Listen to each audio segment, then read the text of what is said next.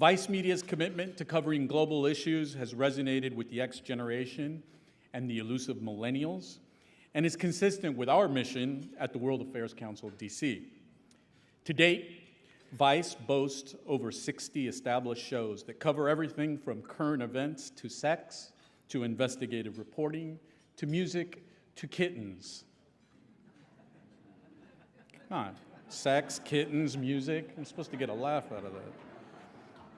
But just in case you're still wondering whether these people at Vice are just a fad or not serious, let me share 3 quick things. Number 1, first, the founders' names. You saw one of them, Shane Smith and Soroush Alvi, may not be well known, but their Emmy Award-winning HBO series is co-executive produced by Bill Maher and counts on CNN's Fareed Zakaria as a consultant.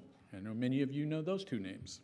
Second, from a punk magazine in 1997 to a global media company, their valuation is now in excess of $2.5 billion. And thirdly, I run an advertising agency that represents a few national brands that want to reach millennial audiences. When we tried to invest our clients' media dollars in Vice properties, we were told it was sold out for almost a year. That's unprecedented. And how do you build a global media empire with award-winning programming? You build a team of creative, talented, and dedicated professionals like BJ Levin, executive producer of Vice on HBO. Over the past 10 years, BJ has built a formidable career in producing insightful documentaries, feature films, and even some reality TV. Yeah, I checked your credits. If you're interested in seeing the future of global journalism today, tune in to Vice's weekly show on HBO. Tonight, we honor Vice Media with the 2015 Global Communications Award. And to accept the award, we're lucky to have BJ Levin join us from New York City. Please join me in congratulating Vice Media and BJ Levin.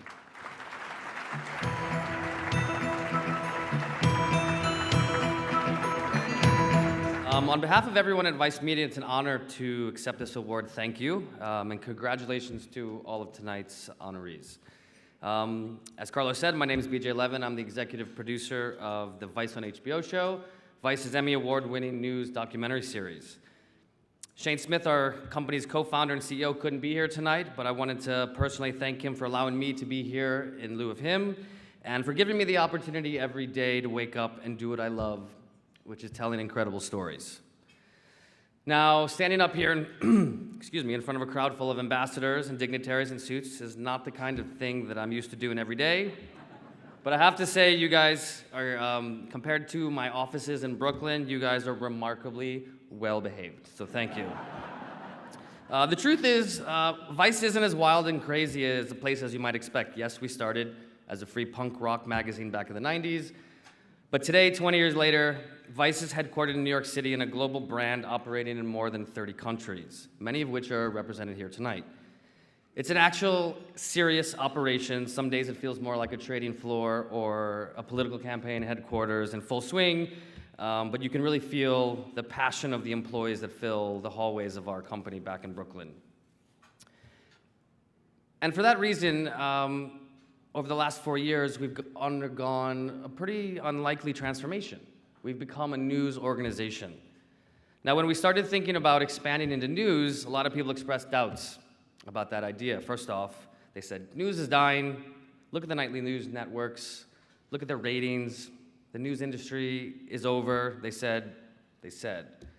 Look at the newspaper subscriptions. Their numbers are down. Look at what's happening to news content itself. Well, let's look at the news content itself. It's repetitive, it's derivative, disgenuine, disinformational, confusing, and pretty lopsided depending on what channel you happen to land on or what website you happen to click if you're surfing the web. The other thing they told us was that young people would never go for the news. They'll only watch short videos, they don't really care about what's going on around them. Well, I can personally tell you that we speak to the youth of tomorrow every day, and you know what? They have a lot to say. You just have to listen. The future is here right now. The youth of tomorrow are hungry, they're ready for change, and between Vice News, our online digital news site, and our news magazine show on HBO, we've spoken to our audience, and they've spoken back. Vice News is the fastest growing news channel on YouTube with over 1.3 million subscribers and over 250 million video views to date.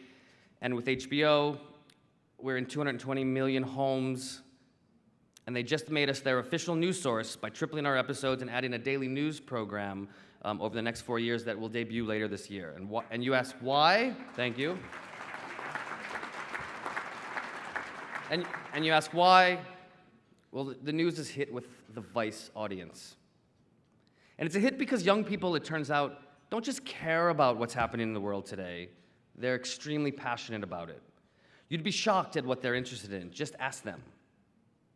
This year alone, we've covered the Ebola crisis in West Africa, black market for human organs in Bangladesh, the legacy of our war in Afghanistan, the rise of ISIS, the expansion of GMO farming in Paraguay, sanitation problems in India, bitterly hostile homophobia in Uganda, and more.